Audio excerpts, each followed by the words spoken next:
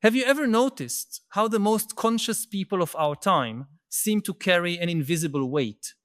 Those individuals who observe the world with greater clarity, who see beyond collective illusions, often experience a peculiar form of suffering that they rarely share with others. It is an intriguing phenomenon, deeply revealing about our contemporary condition.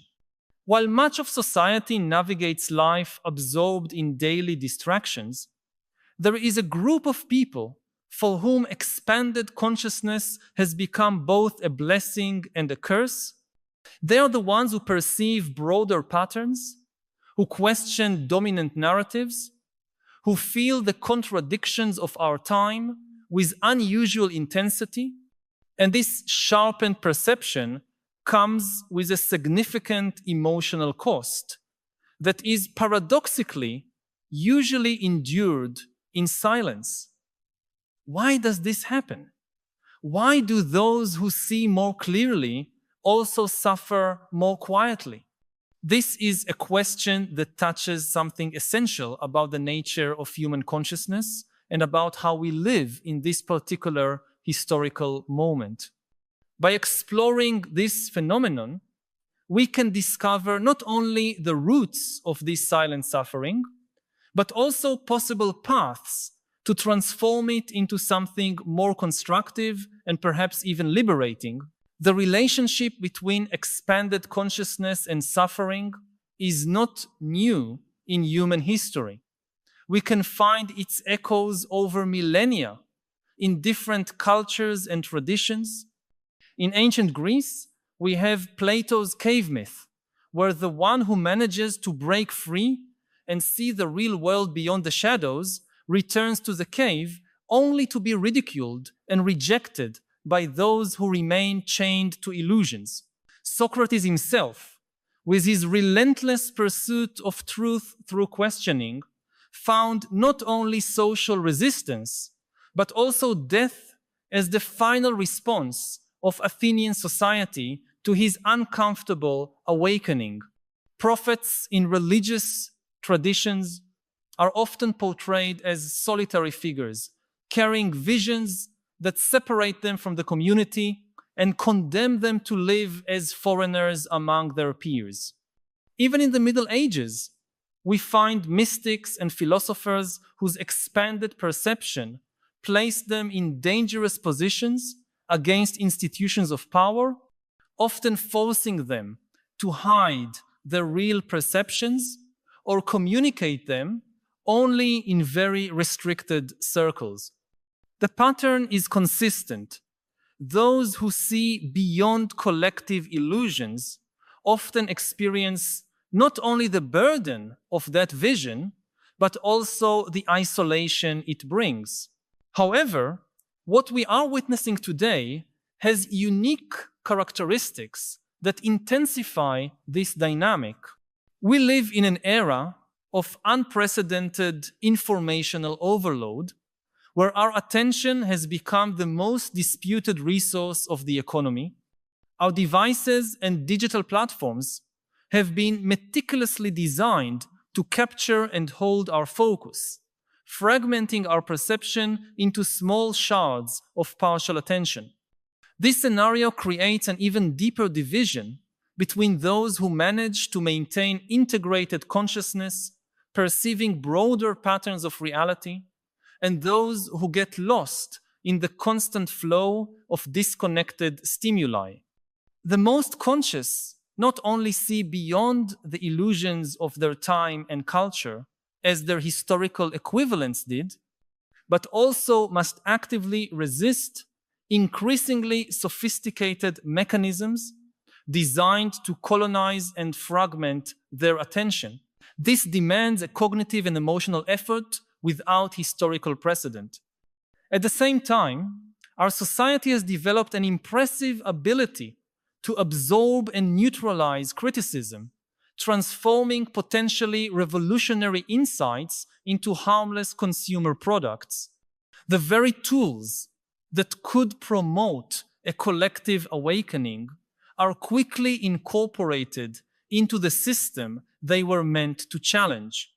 Consider how concepts like mindfulness, originally part of deep spiritual traditions aimed at freeing the mind from illusions, were reduced to corporate productivity techniques and meditation apps that mainly promise stress reduction so we can function better within the same system. The most conscious perceive this cooptation and feel the frustration of seeing tools of liberation turned into new mechanisms of control. This awareness becomes yet another layer of their silent pain. Another crucial aspect is that our contemporary social structures offer few legitimate spaces for the kind of deep questioning that expanded consciousness naturally generates. In ancient societies, figures such as shamans, prophets, philosophers, or mystics had recognized roles, even if often marginalized. There was an understanding that certain people would function as the extended eyes of society, seeing beyond the immediate horizon. Today, we fragment knowledge into such narrow specializations that we lose the ability to integrate broad visions. An economist should not speak about psychology. A physicist should not philosophize about ethics. An artist should not theorize about politics. Those with perceptions that cross these artificial boundaries often find no institutional place to express their integrated visions. This lack of social recognition for expanded consciousness contributes significantly to the silence of those who possess it. There is also a particular phenomenon related to digital technology and social networks that intensifies the silent suffering of the most conscious. Digital platforms, with their engagement algorithms, tend to reward emotional extremes and polarized positions. Nuanced ideas, complex perceptions, and uncomfortable truths that do not fit neatly into established ideological camps are often ignored or actively suppressed by the design of these systems. Those who perceive nuances, contradictions, and truths that transcend simplistic dichotomies discover that their voices are systematically marginalized by the very architecture of our main communication platforms. Watching this mechanism in action day after day, while simplistic narratives dominate public discourse, creates a particular form of exhaustion and hopelessness among the most conscious. It is like being trapped in a conversation where only the loudest screams are heard, while essential whispers are completely lost. The relationship between consciousness and pain has even deeper roots in the nature of the human mind itself. To understand this, consider how our nervous systems work. Physical pain exists as an essential warning system, signaling current or potential harm to the organism.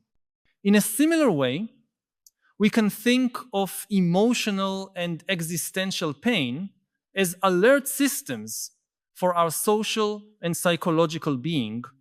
The greater the consciousness, the more refined this warning system becomes, capable of detecting subtle misalignments and contradictions that would go unnoticed by a less attentive mind. The most conscious are like those with extraordinarily acute hearing, living in a noisy city, or people with exceptional smell sensitivity working in a sewage treatment station. They detect dissonances that others simply cannot perceive. And this constant perception becomes a source of chronic suffering that is not easily understood by those around them. At the same time, there is an evolutionary aspect to this dynamic that deserves consideration. In hunter-gatherer societies that shaped our psychology for hundreds of thousands of years, expanded consciousness likely offered significant survival advantages for the group, even if at individual cost for those who possessed it. The member of the tribe who was constantly attentive to subtle patterns of change in the environment, who questioned established routines when perceiving risks ignored by others, who imagined possibilities beyond the immediate horizon, offered vital contributions to the adaptability and survival of the group as a whole. However, this same hypersensitivity to problems, risks, and contradictions likely came with greater individual suffering.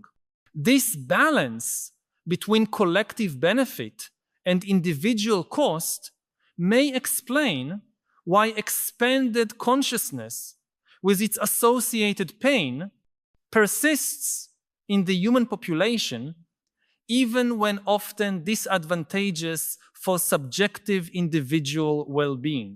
But why the silence? Why do those who feel the contradictions of our time most deeply often carry this burden without expressing it openly? There are multiple layers in this silence that deserve exploration. First, there is the very real fear of social rejection. Our societies, despite all rhetoric about individuality and freedom of expression, exert powerful pressure for conformity of thought. Those who question fundamental narratives often face not only intellectual disagreement, but social alienation. We are, after all, tribal animals, and ostracism remains one of the most painful experiences we can face. The most conscious often learn through painful experiences that sharing certain perceptions results in rejection, ridicule, or marginalization. Silence becomes a strategy of social survival. There is also the problem of communication itself.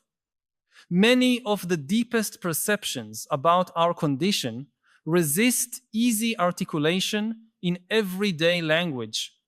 How can one adequately express the perception of systemic contradictions that manifest in countless domains of experience? How can one effectively communicate insights that challenge not only specific ideas, but the very conceptual frameworks we use to organize thought?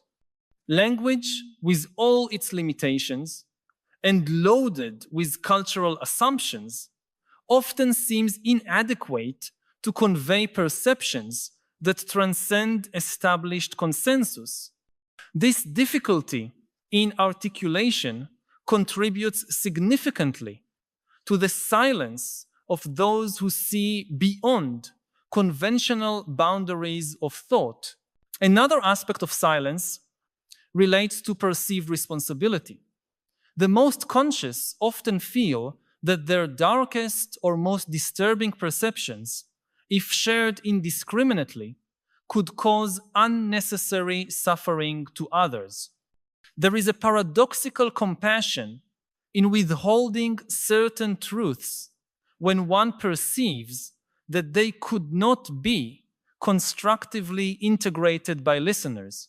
Like a doctor who carefully calibrates how much of a difficult diagnosis to share with a patient at different stages of their journey, the most conscious often consider the potential impact of their perceptions on others and choose silence as an act of care, not cowardice. Modern technology adds yet another dimension to this phenomenon. We live in an era of unprecedented surveillance, where our digital communications are constantly monitored, analyzed, and potentially used against us, whether by corporations, governments, or even by socially driven mechanisms amplified by algorithms, those with enough consciousness to perceive the risks of expressing ideas that challenge powerful established interests often choose self-censorship as a measure of self-preservation. It is no coincidence that historically, authoritarian regimes have prioritized targeting intellectuals, artists, and independent thinkers. Expanded consciousness has always represented a threat to systems of power that depend on uncritical acceptance of official narratives. In the digital age, this dynamic intensifies through more subtle but no less effective mechanisms of control and suppression. There is also an economic dimension to this silence.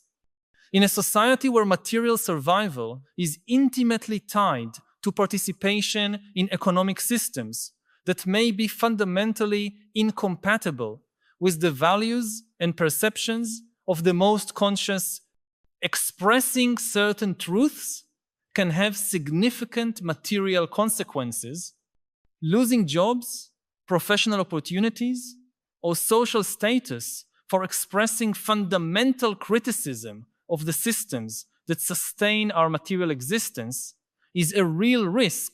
Thus, many of those with deeper perceptions of the contradictions of our time find themselves in an impossible position to participate in systems they consider problematic in order to survive materially while keeping their most critical perceptions silent to avoid economic repercussions. This constant cognitive dissonance between internal perception and external expression becomes yet another layer of silent suffering. However, perhaps the deepest and most disturbing aspect of this silence is the existential loneliness it generates. Humans are fundamentally social creatures, and our sense of reality is largely co-constructed through mutual validation. When we perceive aspects of reality that those around us do not recognize or actively deny, we experience a particularly painful form of isolation. It is like living in a parallel reality, partially disconnected from the shared social world. This experience of ontological misalignment, of inhabiting a perceptual world that finds no external validation, creates a unique form of suffering that transcends conventional psychological categories. It is not depression, anxiety, or any other easily classifiable diagnosis, but a pain born from the very act of seeing clearly in a world that prefers the comforting fog of shared illusions. It is also important to recognize that not all expanded consciousness necessarily leads to silent suffering. There are forms of heightened awareness that are celebrated and rewarded in our society, particularly those that can be channeled into technological innovation, competitive advantage, or consumable entertainment. A brilliant programmer who sees patterns others do not may become a billionaire in Silicon Valley. A financial analyst with exceptional perception of emerging trends may be richly rewarded on Wall Street. A filmmaker who captures social contradictions in accessible and commercially viable ways may gain acclaim and influence. The problem is not every form of sharpened perception, but specifically those perceptions that fundamentally challenge the power structures, cultural assumptions, and economic arrangements that sustain the current social order. It is this particular type of expanded consciousness, the one that questions the very foundations of the system, instead of merely operating more efficiently within it, that most often results in silent suffering. What then would be the path forward for those who carry this burden? How can the most aware navigate a world that often resists their deepest perceptions? First, it may be necessary to recognize the intrinsic value of this form of consciousness, despite the suffering it brings. In a world facing multiple existential crises, from ecological collapse to the risks of new disruptive technologies, we desperately need people capable of seeing beyond reassuring narratives and identifying fundamental problems before they become catastrophic. The pain of the most conscious can be an essential warning system for society as a whole, signaling misalignments and contradictions that, if ignored, may lead to devastating consequences. Recognizing this role can transform the meaning of suffering, making it not only a personal burden, but a necessary form of service, even if unrecognized, to the broader human community. Furthermore, those who experience this particular form of expanded consciousness may benefit greatly from finding others with similar experiences. Throughout history, communities of thinkers, artists, philosophers, and visionaries created small enclaves where perceptions that challenged the dominant consensus could be shared, refined, and integrated. Today, despite the limitations and risks of digital platforms, there are new possibilities for creating spaces where the most conscious can break their isolation and find validation for their perceptions. These encounters, whether physical or virtual, offer not only relief from existential loneliness, but also opportunities to transform individual perceptions into more robust collective understandings and potentially into coordinated actions for positive change. It is also worth considering the possibility that we are on the threshold of significant changes in collective consciousness. Moments of deep crisis often catalyze awakenings that once seemed impossible. As the limits and contradictions of our current systems become increasingly evident through converging crises, perceptions that were once marginalized may find more receptive audiences. Stories of profound social transformation often include periods in which ideas previously considered radical or unthinkable quickly became the new common sense. Those who kept these ideas alive during times of resistance and rejection played an essential role in providing conceptual seeds that could blossom when conditions changed. The silence of the most conscious may then not be a permanent state, but a necessary incubation phase for insights the world is not yet ready to fully receive. It is also important to recognize the potentially transformative role of art, literature, music, and other forms of creative expression in this context. Throughout history, art has served as a vehicle for communicating difficult truths in ways that bypass intellectual resistance and reach people at deeper levels than rational arguments. A powerful novel, a visually striking film, or an emotionally resonant song can convey perceptions that would be rejected if presented as direct propositions. For many of the most conscious, creative expression offers a path to break the silence without incurring the risks associated with more explicit communication. Metaphor, allegory, and aesthetic expression can serve as bridges between perceptual realities, allowing difficult truths to be shared in ways that minimize resistance and maximize receptivity. In addition, we may consider the possibility that the suffering associated with expanded consciousness may itself serve as a catalyst for deeper personal growth and spiritual development. Many contemplative traditions suggest that suffering, when encountered with presence and acceptance, can open doors to even deeper dimensions of understanding and compassion. The pain of seeing clearly may paradoxically be the very portal to forms of consciousness that transcend the duality of suffering and joy.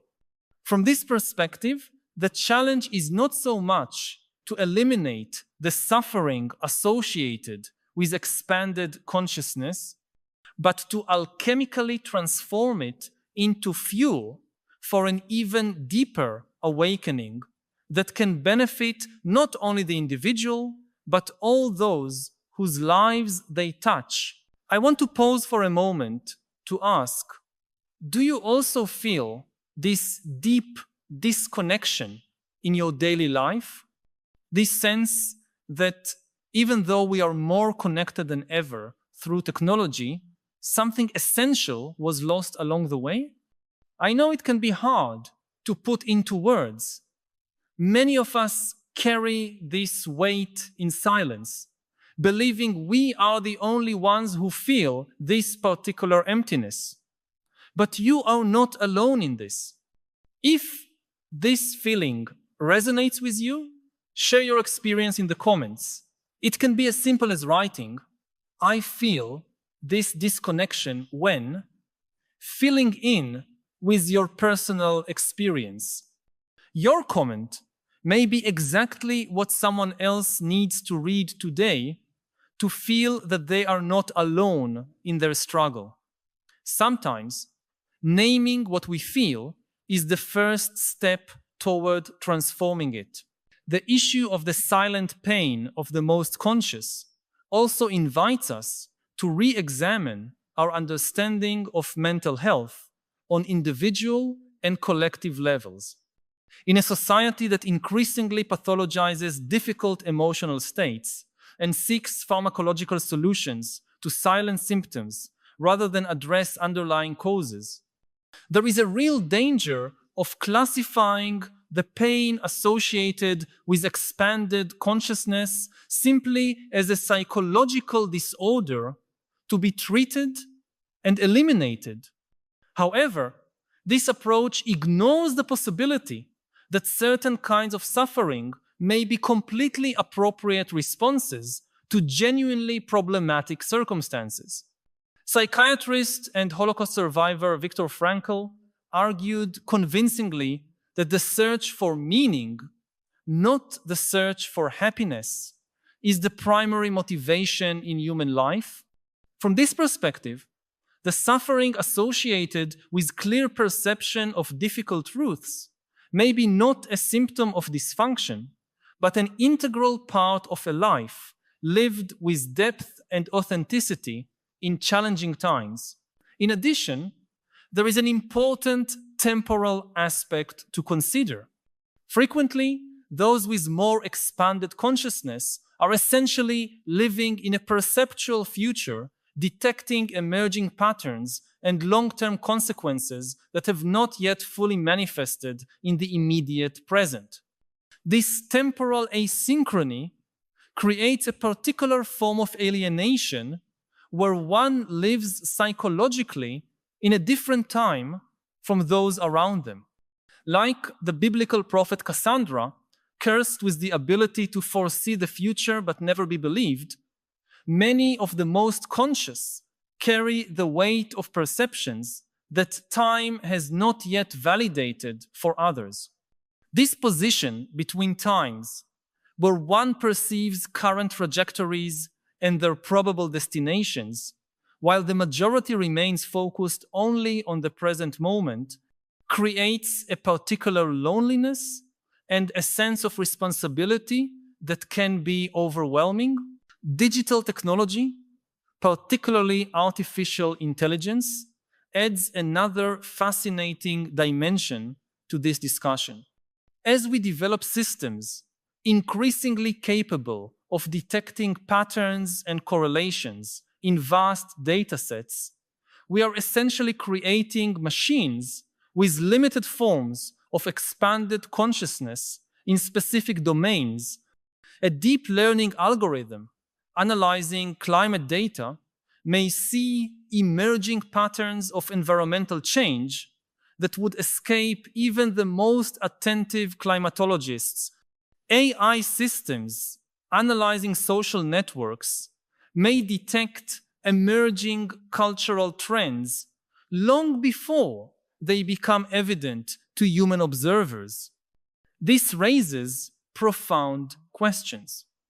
Could we use these technologies as extensions of our own collective consciousness, as tools to validate and amplify the perceptions of the most conscious among us? Or, conversely, will these technologies only accentuate the division between different levels of consciousness, creating new forms of knowledge reserved only for those with access and control over these systems? Education represents another critical area for consideration. Our current educational systems, with their focus on standardization, memorization, and preparation for existing job markets, often fail to nurture or even actively suppress forms of expanded consciousness. Children who naturally question, who are sensitive to contradictions, and who are attentive to dimensions of experience beyond the material and measurable, often find little support for developing these qualities.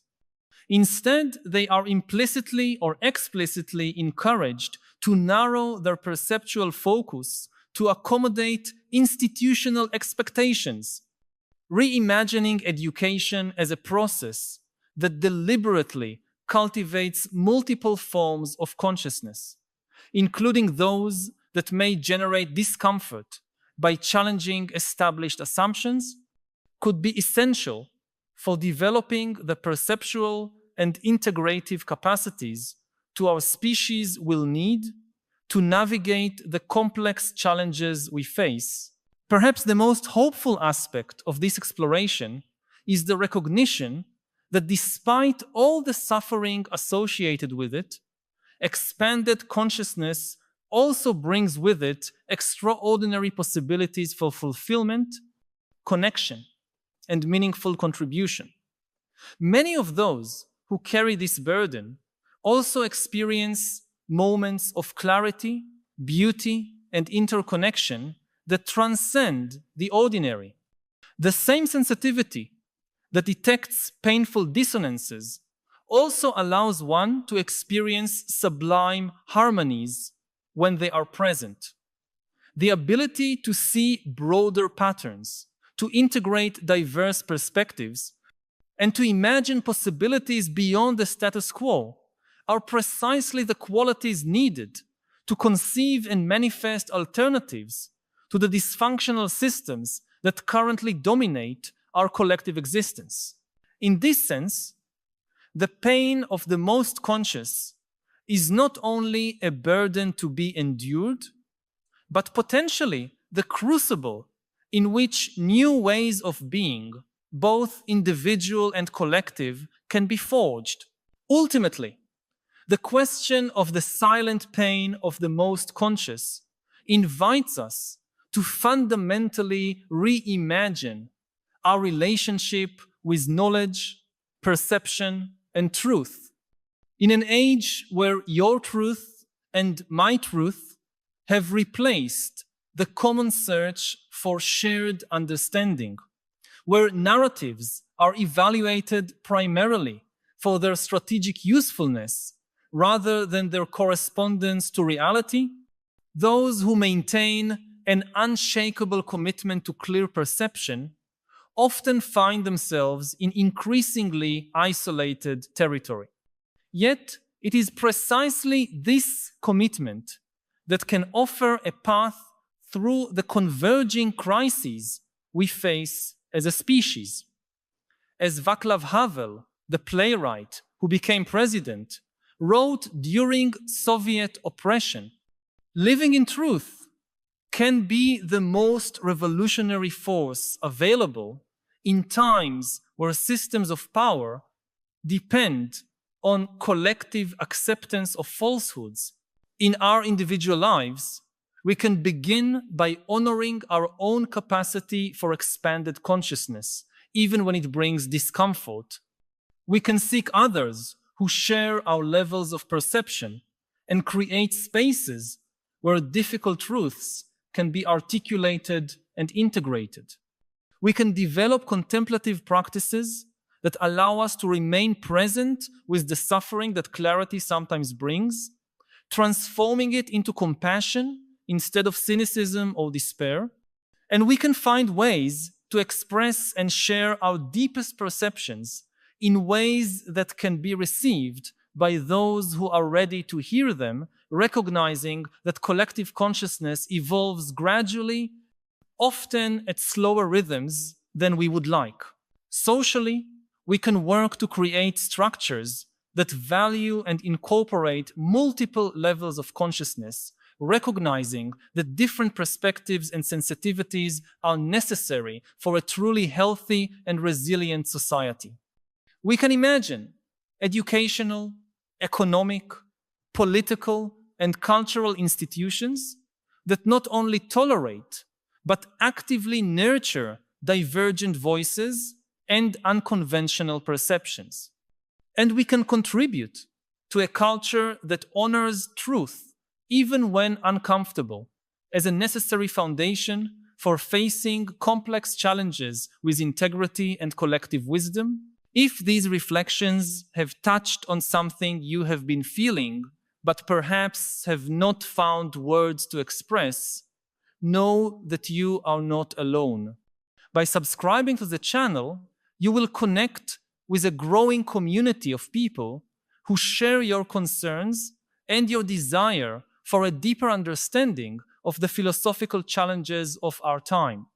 Each week, we meet here to explore together the great questions that define our era and to seek not only understanding, but also wiser ways of living amid the transformations we are witnessing. This is not just a channel, but a space of dialogue and collective growth. Join us on this ongoing journey.